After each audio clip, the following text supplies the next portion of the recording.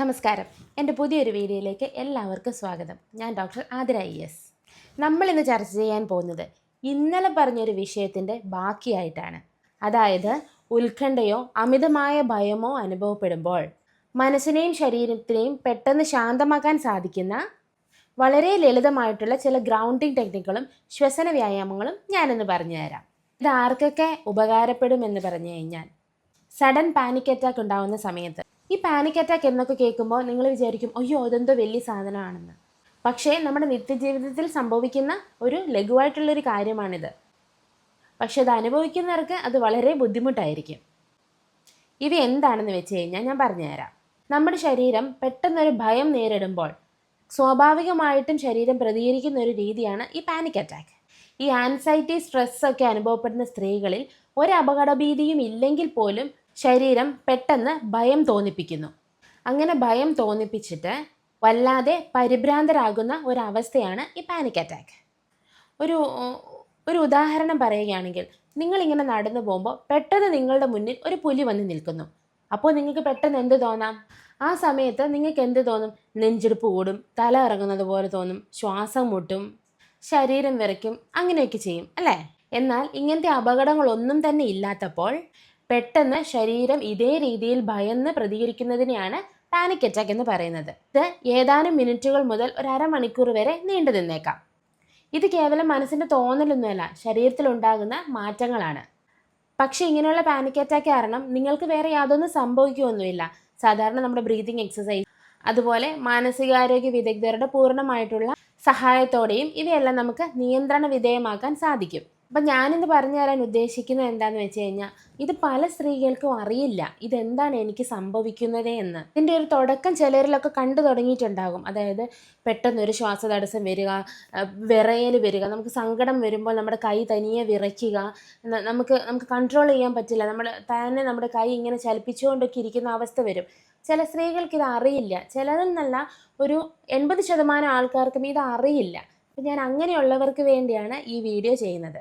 നിങ്ങൾക്ക് ഞാനിത് പറയുമ്പോൾ റിലേറ്റ് ചെയ്യാൻ സാധിക്കുന്നുണ്ടെങ്കിൽ നിങ്ങൾ അമിതമായിട്ടൊരു സ്ട്രെസ്സിലൂടെയാണ് കടന്നു പോയിക്കൊണ്ടിരിക്കുന്നത്.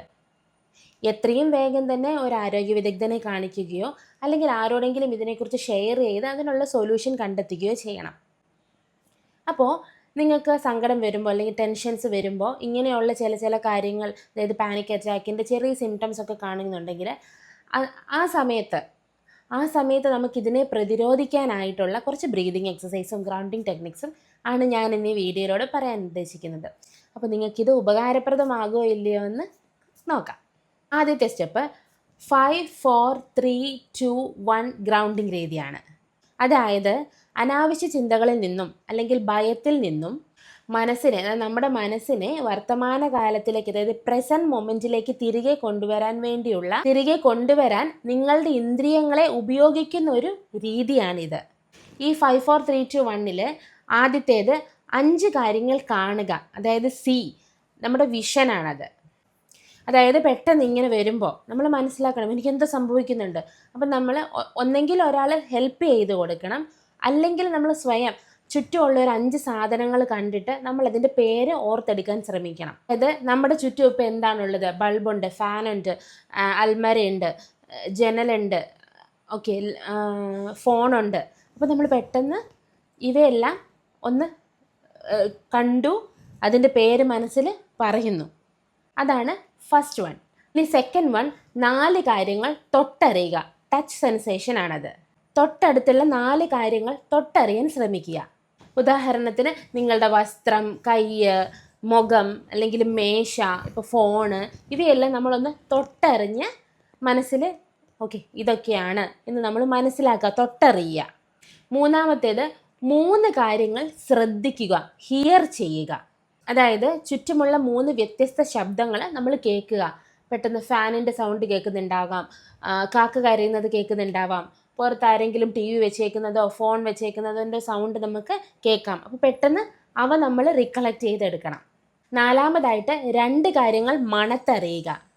പെട്ടെന്ന് അടുത്തുള്ള എന്തെങ്കിലും 2 കാര്യങ്ങൾ മണത്തറിയാൻ ശ്രമിക്കുക.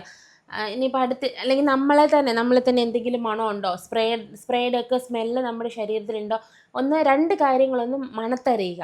ഇനി കൂടെ ആരെങ്കിലും ഹെൽപ്പ് വെളുപ്പിനായിട്ട് ചെയ്യുന്നുണ്ടെങ്കിൽ അവർ പെട്ടെന്ന് സോപ്പോ സ്പ്രേയോ പൗഡറോ എന്തെങ്കിലും എടുത്തിട്ടൊന്ന് 2 കാര്യങ്ങൾ മണത്തറിയുക. ഒരു കാര്യം രുചിച്ചറിയുക. നമ്മുടെ വായിൽ തന്നെയുള്ള എന്തെങ്കിലും രുചി ഒന്ന് രുചിച്ചറിയുക.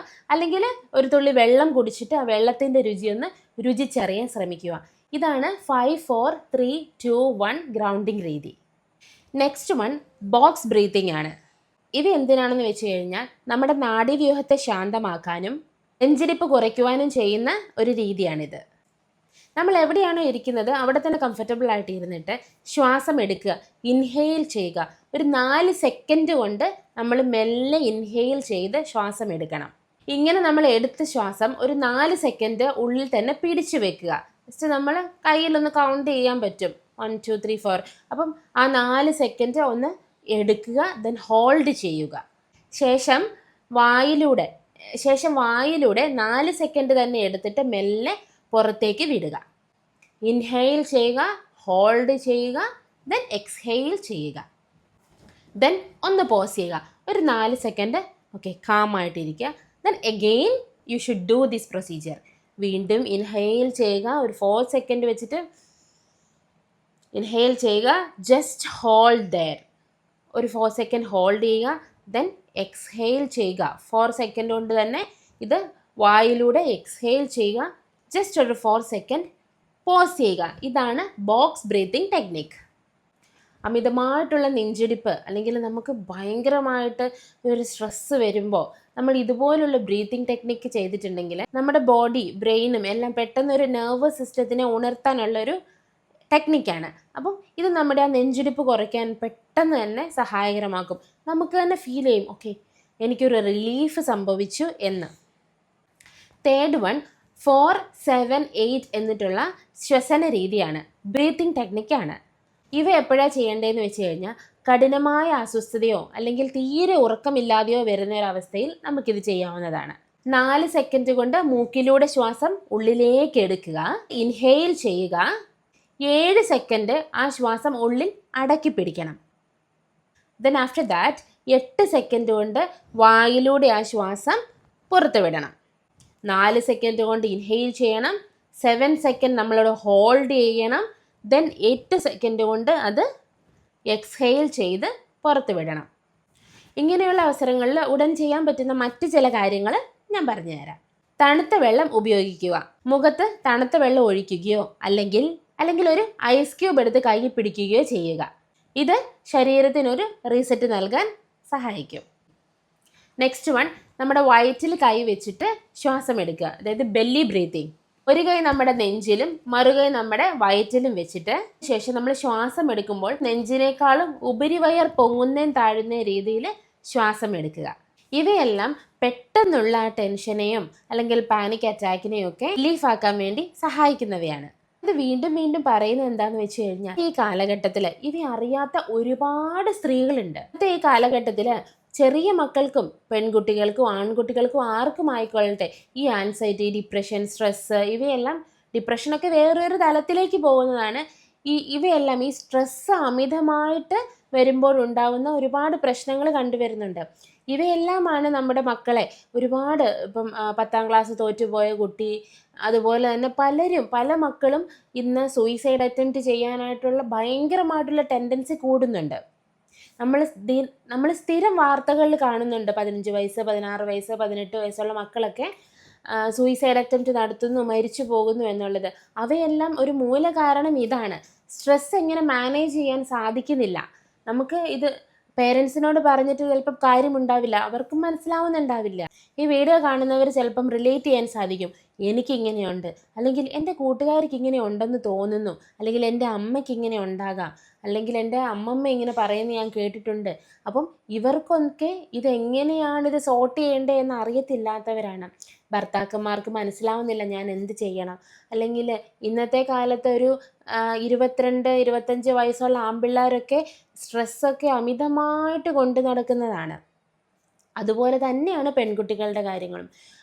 കല്യാണം കഴിയാത്തവരും കല്യാണം കഴിഞ്ഞവരും മക്കളുള്ളവരും മക്കളില്ലാത്തവരും പ്യൂബർട്ടി, അഡോളസെൻ്റ് എന്ന് വേണ്ട എല്ലാ ഘട്ടത്തിലൂടെയും കടന്നു പോകുന്നവർക്ക് ഈ സ്ട്രെസ്സും ആൻസൈറ്റിയും ഒക്കെ കൊണ്ട് നടക്കുന്നവരാണ്.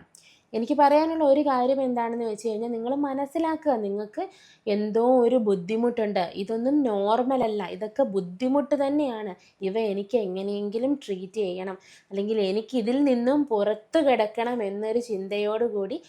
അതുമാത്രമല്ല, ഇത് എല്ലാവർക്കും സാധിക്കുന്ന ഒരു കാര്യം. ഇതിൽ നിന്ന് പുറത്ത് കിടന്ന് നമ്മുടെ നോർമൽ ജീവിതം ഹാപ്പി ആയിട്ട് പറന്ന് നടക്കാൻ നമുക്ക് സാധിക്കും. അപ്പം അതിനു വേണ്ടി നമ്മൾ പരിശ്രമിക്കുക തന്നെ ചെയ്യണം. ഇങ്ങനെ ഇതെന്താണെന്ന് മനസ്സിലാകാത്തവർക്ക് വേണ്ടിയാണ് ഞാൻ ഈ വീഡിയോ ചെയ്യുന്നത്. എന്ത് സംശയങ്ങളുണ്ടെങ്കിലും എന്നോട് കമൻറ്റ് ചെയ്ത് ചോദിക്കാവുന്നതാണ്. അപ്പോൾ അടുത്തൊരു വീഡിയോ ആയിട്ട് നാളെ കാണാം. നന്ദി, നമസ്കാരം.